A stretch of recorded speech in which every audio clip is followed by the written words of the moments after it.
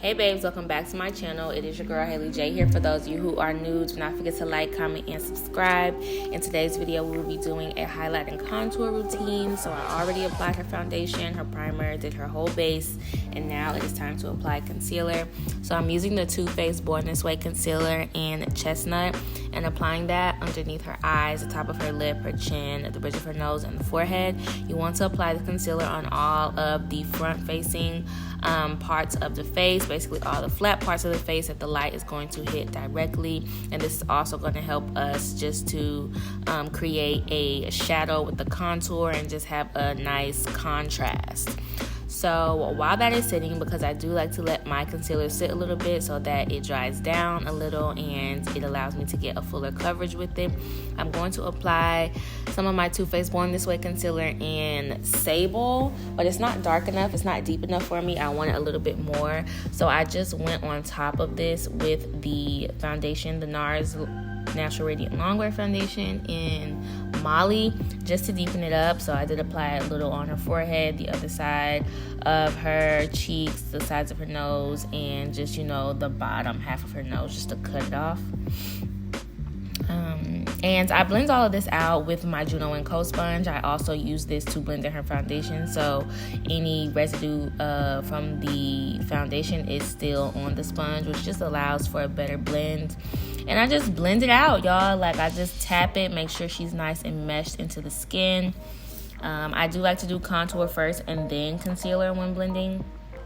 So I'm going to go ahead and just blend out the rest of her face with the sponge. Make sure I get the edges of the concealer to mesh with the contour. Make sure everything is just blended. You guys can just kind of watch this process. And once I'm at the end, I just go ahead and mesh in the nose contour as well. It doesn't have to be so perfect. I don't like my nose contour to be harsh, but I do like it to be seen. So to go ahead and brighten her under eye a little bit more, because she likes a brighter under eye, I went in with my Morphe concealer in C3.55 and just apply that in the inner corner of her eyes and the bridge of her nose and a little bit on her forehead. And once again, taking that Juno & Co sponge and just blending that out.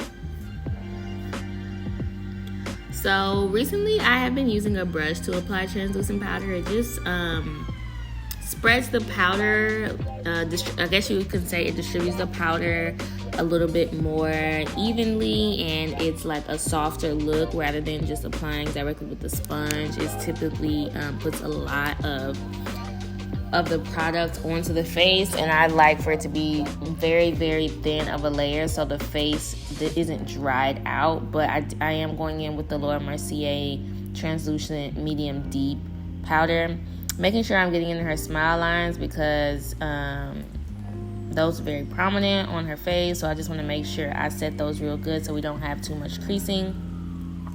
And this is me just applying that powder everywhere that I place concealer.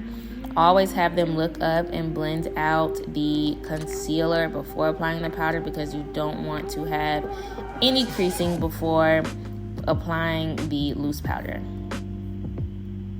So now, just for dramatic effect, I'm going to take a powder puff and sculpt out and bake her nose a little bit on her forehead, and also her smile lines. Again, I'm going in with a little bit of the Sacha Buttercup mixed in with that Laura Mercier.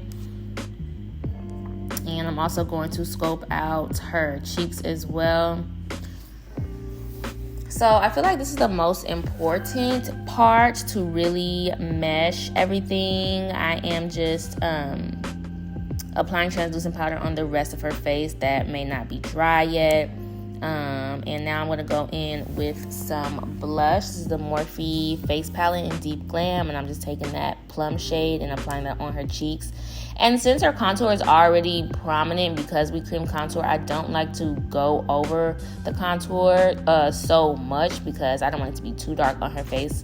But now I am just dusting away any of the excess powder with my MAC Mineralized Skin Finish in Dark Deep, and just dusting away any extra powder and just making sure the face is nice and meshed. But this also helps just even out the skin, help everything to mesh, and also helps with flashback.